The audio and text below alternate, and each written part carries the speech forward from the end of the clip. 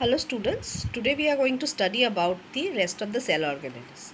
Last day हम लोग पढ़े थे न्यूक्लियस के बारे में, उसके फंक्शंस के बारे में, साइटोप्लाज्म पढ़े थे, सेल मेम्ब्रेन पढ़े थे। आज हम लोग देखेंगे माइटोकॉन्ड्रिया। तो माइटोकॉन्ड्रिया क्या होता है? माइटोकॉन्ड्रिया होता है एक type of membrane bound cell organelle. मतलब मेम्ब्रेन बाउंड सेल ऑर्गेनेली का मतलब यही होता है कि ये जो सेल ऑर्गेनेली जो है वो मेम्ब्रेन कोई एक लेयर्स से सराउंडेड किया गया है। तो ये एक्चुअली क्या करता है, जो फूड जो स्टोर होता है सेल में, वो आफ्टर रेस्पिरेशन के टाइम क्या होता है, ये सेल जो ये सेल में मतलब स्टोर किया हुआ जो खाना है वो आहिस्ता आहिस्ता बर्न होता है। ठीक है, तो बर्न होने से क्या होता है, सेल के अंदर जो खाना स्टोर होता है वो केमिकल एनर्जी के तौर पे स्टोर होता है। अब जब ये हम लोगों को क्या पता है, एनर्जी एक फॉर्म से दूसरे फॉर्म में कन्वर्ट होता है। तो ये केमिकल एनर्जी तब क्या होता है, इस रेस्पिरेशन के दौरान दूसरे एनर्जी में कन्वर्ट होता है, जिससे हम लोगों के बॉडी का वेरियस जो फंक्शंस है, सेल का वेरियस जो फंक्शंस है वो किया जा सके। कोई भी काम करने के लिए हम लोग को एनर्जी की ज़रूरत होता है। तो ये जो माइटोकॉन्ड्रिया है, इसके अंदर वो एनर्जी जो है वो डेवलप होता है और वो एनर्जी फिर पूरा बॉडी में सप्लाई होता है ताकि हम लोग वेरियस काम अपना कर सकें। तो यहाँ पे फूड रेस्पिरेशन प्रोसेस में क्या होता है, हम लोग देखे थे एरोबिक रेस्पिरेशन होता है, एनएरोबिक रेस्पिरेशन होता है। एरोबिक रेस्पिरेशन में ऑक्सीजन के मदद से खाना जो है वो टूटता है, उस प्रोसेस को हम लोग बोलते हैं ऑक्सीडेशन ऑफ फूड। तो क्योंकि ऑक्सीजन के मदद से फूड टूट के एनर्जी निकलता है, तो इस प्रोसेस को हम लोग बोलते हैं ऑक्सीडेशन ऑफ फूड या फिर रिलीज ऑफ एनर्जी। तो क्योंकि माइटोकॉन्ड्रिया में ये एनर्जी जो है वो स्टोर होता है, इसीलिए हम लोग माइटोकॉन्ड्रिया को बोलते हैं पावर हाउस ऑफ सेल। मतलब जहाँ पर भी एनर्जी स्टोर होता है उसको हम लोग पावर हाउस बोलते हैं। जैसे हम लोग इलेक्ट्रिसिटी एक पावर हाउस में स्टोर होता है, फिर वहाँ से वाया लाइंस हम लोग के घर में आता है, वायर्स हम लोग के घर में आता है। तो एनर्जी भी सेल में माइटोकॉन्ड्रिया में स्टोर होता है, इसीलिए माइटोकॉन्ड्रिया को बोला जाता है power house of cell. Okay, अब हम लोग देखेंगे वैक्यूल्स। वैक्यूल्स क्या है? ये जो फोटो देख रहे हो, ये बड़ा सा एक मेम्ब्रेन बाउंड ऑर्गेनेली है और इसमें क्या रहता है, फ्लूइड रहता है। फ्लूइड मतलब कोई भी फ्लो करने वाला पदार्थ, जिसको हम लोग फ्लूइड बोलते हैं। ये क्या किया जाता है कि खाना, जब भी हम लोग कोई भी खाना या फिर कोई भी चीज़ जो सेल में स्टोर किया जाना पड़ता है, वो वैक्यूल में होता है। यहाँ पे क्या होता है, they store soluble food waste. खाना बनने के बाद कुछ वेस्ट प्रोडक्ट्स, वेस्ट मटेरियल्स रहता है और सेल्स में बहुत सारे बायोकेमिकल प्रोसेसेस चलते हैं, जिसके वजह से बहुत सारे सिक्रिएशन होते हैं, बहुत सारे एंजाइम सिक्रिएट होते हैं। तो वो सब जाके इस वैक्यूल्स में, वैक्यूल मतलब एक बड़ा सा डिब्बा जिसके अंदर हम लोग सब चीज़ों को स्टोर करते हैं। वैक्यूल्स का काम भी कुछ वैसा ही है। तो यहाँ पे सब सिक्रिएटेड मटेरियल बोलो, सॉल्यूबल फूड बोलो, ये डब्बे में आके स्टोर हो जाता है। मतलब ये होता है सेल का एक डब्बा जहाँ पे सब कुछ आके स्टोर हो जाता है। इसको हम, और फिर स्टोर होने के बाद ये जो स्टोरेज मटेरियल है, इसको हम लोग बोलते हैं सेल सैप्स। ये याद रखना कि प्लांट में वैक्यूल का साइज़ बहुत बड़ा होता है और एनिमल सेल में वैक्यूल का साइज़ छोटा होता है। ठीक है, वैक्यूल का काम समझ में आया, वैक्यूल क्या करता है? ठीक है, आगे बढ़ते हैं। अब हम लोग देखेंगे एंडोप्लाज्मिक रेटिकुलम, जिसको हम लोग ER भी बोलते हैं। An organelle consisting of a network of membranes within the cytoplasm of eukaryotic cell that is important in protein synthesis and folding and is involved in the transport of cellular materials। इसका काम क्या है? ये cytoplasm में रहता है, मतलब वो जो जेली लाइक स्ट्रक्चर है उसके अंदर ये रहता है। और ये देखो जैसे पज़ल की तरह छोटा छोटा मेम्ब्रेन्स है, लाइन लाइन करते हुए, वैसे इसका स्ट्रक्चर है। तो इसका काम क्या है, प्रोटीन सिंथेसिस करना और ट्रांसपोर्ट करना सेलुलर मटेरियल को, मतलब जो सेलुलर मटेरियल है जिसको ट्रांसपोर्ट की ज़रूरत पड़ता है एक जगह से दूसरे जगह, तो ये एंडोप्लाज्मिक रेटिकुलम के थ्रू होता है। The endoplasmic reticulum can be continuous in places within the membrane of the cell nucleus.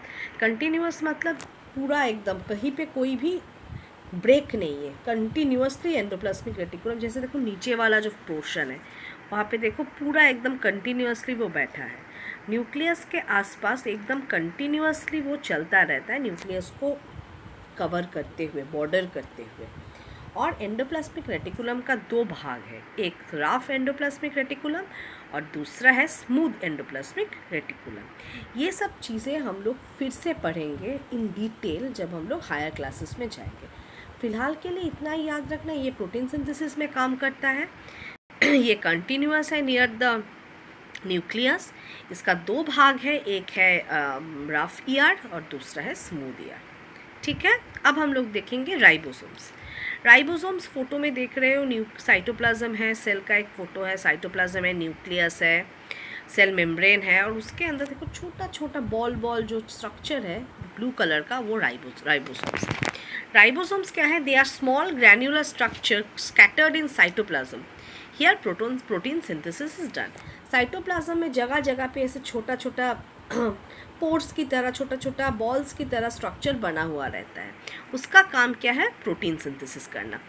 Cell के लिए प्रोटीन की भी ज़रूरत होता है, तो प्रोटीन सिंथेसिस करना राइबोसोम का मेन काम है। क्लियर? नेक्स्ट हम लोग देखेंगे गोल्गी बॉडीज़। अच्छा, गोल्गी बॉडीज़ क्या है? It is a complex of vesicles and folded membrane within the cytoplasm of most eukaryotic cells, involved in secretion of chemical substances like enzymes, hormones and proteins and intracellular transport.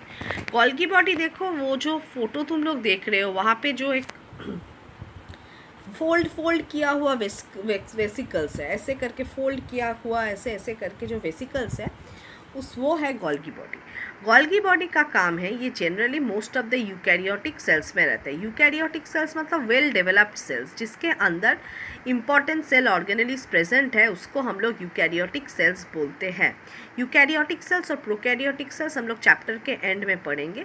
Eukaryotic cell मतलब इतना याद रखना, हम लोगों का जो cell है, जो डेवलप्ड सेल है, एडवांस्ड एनिमल्स का जो सेल रहता है वो यूकैरियोटिक सेल्स रहता है। तो इस गोल्गी बॉडी का काम क्या है? इसका काम है केमिकल सब्सटेंसेस जैसे एंजाइम्स। एंजाइम्स मतलब बहुत टाइप ऑफ एंजाइम्स होते हैं, कुछ डाइजेशन के लिए एंजाइम्स निकलते हैं, ग्रोथ के लिए हार्मोन्स निकलते हैं। एंजाइम्स, हार्मोन्स और प्रोटीन, ये सब चीज़ों को सिक्रिएट करने में गोल्गी बॉडी एक महत्वपूर्ण रोल प्ले करता है।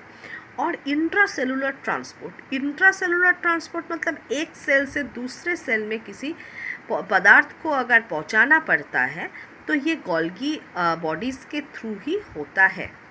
ठीक है, प्लांट सेल में गोल्गी बॉडीज़ का नाम है डिक्टियोसोम्स।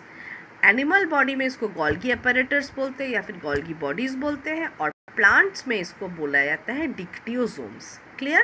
ओके, अब हम लोग देखेंगे लाइसोसोम्स। लाइसोसोम्स सेल में मौजूद रहते हैं और ये इसका काम है कि बाहर से अगर कोई फॉरेन पार्टिकल किसी भी तरीके से सेल के अंदर घुस गया जो सेल के लिए सही नहीं है, तो लाइसोसोम क्या करता है? उस फॉरेन अपैरेटस को डिसॉल्व करके मार देता है। और कभी ऐसा होता है कि कोई सेल बूढ़ा हो गया है, कोई सेल वेयर हो गया है, टीयर हो गया है, रफ हो गया है, मतलब अब उसका जाने का टाइम हो गया, सेल डैमेज होने वाले हैं, तब लाइसोसोम क्या करता है? वो सेल को खुद ही डाइजेस्ट कर लेता है, खुद ही उसको अपने अंदर समा लेता है। ठीक है, इसलिए लाइसोसोम्स को बोला जाता है सुइसाइडल बैग। सुइसाइडल बैग इसीलिए बोला जाता है क्योंकि जिस सेल में वो रहता है उसी सेल का वो जान ले रहा है, क्योंकि वो सेल अभी कोई काम का नहीं है, वो सेल पूरी तरीके से डैमेज हो गया है, इसीलिए लाइसोसोम को बोला जाता है सुइसाइडल बैग्स। ओके, तो हम लोग को अगर पूछा जाए कि सेल ऑर्गेनेलिस में कौन सा होता है जो सुइसाइडल बैग के नाम से जाना जाता है, तो वो तुम लोग बोलना लाइसोसोम्स। क्लियर? अब हम लोग देखेंगे plastids. This is very important. Plastids जो है, this plastid is a membrane bound organelle found in the cells of plants, algae and some other eukaryotic organism. Plastid याद रखना, ये जनरली प्लांट्स में पाए जाते हैं, एल्गी में पाया जाता है. एल्गी भी एक टाइप ऑफ माइक्रो ऑर्गेनिज्म है, उसका एक अलग किंगडम है, वो प्लांट्स के अंदर नहीं आता है. और कुछ यूकैरियोटिक ऑर्गेनिज्म में पाया जाता है. यूकैरियोटिक मतलब कुछ डेवलप्ड ऑर्गेनिजम्स में पाया जाता है. और प्लास्टिड का मेन जो कैरेक्टर है कि इसके अंदर पिगमेंट रहते हैं. पिगमेंट मतलब कलर रहते हैं, जिससे प्लांट्स को, एल्गे को या फिर कोई भी यूकैरियोटिक ऑर्गेनिज्म को एक डिस्टिंक्ट कलर मिलता है. क्लोरोप्लास्ट, प्लास्टिड का पहला भाग. क्लोरोप्लास्ट, ये वर्ड से हम लोग काफ़ी पहले से ही हम लोग जानते हैं इस वर्ड को. क्लोरोप्लास्ट क्या होता है? ये एक सेल ऑर्गेनेलिज होता है जो ग्रीन प्लांट्स में प्रेजेंट रहता है. इसका मेन काम है कि क्लोरोप्लास्ट के अंदर रहता है क्लोरोफिल बोल के एक पिगमेंट, जो प्लांट को ग्रीन कलर देता है. और क्लोरोप्लास्ट के मौजूदगी में जो ग्रीन कलर का क्लोरोफिल रहता है, उसके वजह से ही प्लांट फोटोसिंथेसिस कर पाता है. जिस प्लांट में या फिर जिस ऑर्गेनिज्म में ये क्लोरोप्लास्ट या फिर क्लोरोप्लास्ट में क्लोरोफिल मौजूद ना हो, तो उस प्लांट वो प्लांट कभी भी फोटोसिंथेसिस नहीं कर पाता है. ठीक है, नेक्स्ट हम लोग देखेंगे क्रोमोप्लास्ट. क्लोरो मतलब याद रखना क्लोरोफिल. क्लोरोफिल कहाँ रहता है? क्लोरोप्लास्ट में रहता है. तो इसीलिए हम लोगों को पता है कि क्लोरोप्लास्ट में जो पिगमेंट रहता है वो ग्रीन कलर का पिगमेंट होता है. नेक्स्ट हम लोग देखेंगे क्रोमोप्लास्ट. क्रोमोप्लास्ट क्या है? ये नॉन ग्रीन कलर का पिगमेंट है. इसमें ग्रीन कलर का पिगमेंट नहीं है. ये जो कलर है कुछ भी हो सकता है, रेड हो सकता है, ऑरेंज हो सकता है, पिंक हो सकता है, ब्लू हो सकता है, वायलेट हो सकता है. ये क्या करता है? फ्लावर और फ्रूट का जो कलर है वो क्रोमोप्लास्ट के मौजूदगी के लिए ही संभव है. इस क्रोमोप्लास्ट में जैसे पंखुड़ी, कोई भी फ्लावर का जो पेटल्स होता है उसमें क्रोमोप्लास्ट रहता है, इसीलिए फ्लावर का पेटल्स जो है वो कलरफुल होते हैं. अदरवाइज़ फ्लावर के पेटल में कोई भी कलर नहीं आता है. क्रोमोप्लास्ट का ये कलर होने से क्या होता है? बीज, छोटा छोटा इंसेक्ट्स जो है वो अट्रैक्टेड होते हैं फ्लावर्स की तरफ, तो फ्लावर्स की तरफ आते हैं, उसके नेक्टर पीने के लिए आते हैं और वहाँ से पॉलिनेशन के लिए पोलन ग्रेन्स लेके जा सकते हैं, जो हम लोग पहले पढ़े थे पॉलिनेशन चैप्टर में. तो chromoplast is found in flowers and fruits. इसीलिए ऑरेंज का कलर ऑरेंज है, मतलब कोई भी फल का कलर जो है वो आता है due to the chromoplastid present in the fruits and flowers. Leucoplast क्या है? ये कलरलेस प्लास्टिड है. कलरलेस मतलब इसका कोई कलर नहीं रहता है. इसमें सिर्फ फूड स्टोर करने के लिए ये काम आता है. ये जनरली रूट्स में रहते हैं. ठीक है, ये कलरलेस प्लास्टिड्स है और इसका मेन काम है स्टोरेज ऑफ फूड. क्लियर? तो आज हम लोग इतना दूर ही पढ़ेंगे. इसके बाद हम लोगों का सेंट्रोसोम बाकी है. काम करते हैं, सेंट्रोसोम थोड़ा ही है तो कर ही लेते हैं. सेंट्रोसोम क्या है? ये लोकेटेड है नियर द न्यूक्लियस. न्यूक्लियस के सामने ये पाइप की तरह दिखने वाले कुछ ऑर्गेनिज्म जो है वो प्रेजेंट रहते हैं. इसका मेन काम है सेल को डिवीजन करने में हेल्प करना. और these are found in animal cells only. They are not found in plant cells. तो centrosomes are what? They are the main organelles which are involved in cell divisions and are found in animal cells. Clear? तो इसके बाद सिर्फ हम लोगों का prokaryotic cell और eukaryotic cell ही बाकी रहा, जो हम लोग नेक्स्ट डे में कर लेंगे. उसके बाद I will give you assignment and you will complete it. So that will make us take us to the end of the chapter. Thank you so much. Stay safe, stay healthy.